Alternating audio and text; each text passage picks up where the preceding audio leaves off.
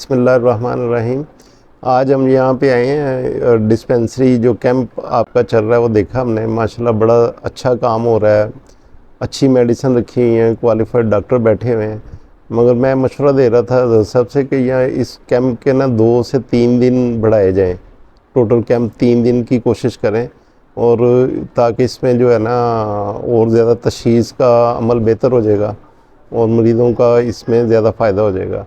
इसमें अगर जीपी के साथ मेडिसिन का भी अगर कोई डॉक्टर ऐड हो जाए, और बेसिक जो सहूलियात हैं जिस तरह अल्ट्रासाउंड हो गई, और एक ऑप्टोमेट्रिस यहाँ पे अगर अरेंज कर लें, वो भी बेशक महीने में एक दफ़ा आ जाए या दो दिन वो आ जाए, तो उसके साथ ये है कि वो लोगों को ऐनक का नंबर भी निकाल के देने के काबिल हो जाएगा, तो उनके काफ़ी सारे लोगों के मसाइल हल हो जाएंगे। तो काम तो बहरहाल बहुत अच्छा है और इलाके की ज़रूरत भी है। इर्द गिर्द के देहात के लोगों में इसकी मतलब कि फ़ायदा होगा उनका, तो इसको बेहतर मज़ीद बेहतर किया जाना चाहिए। शुक्रिया जी।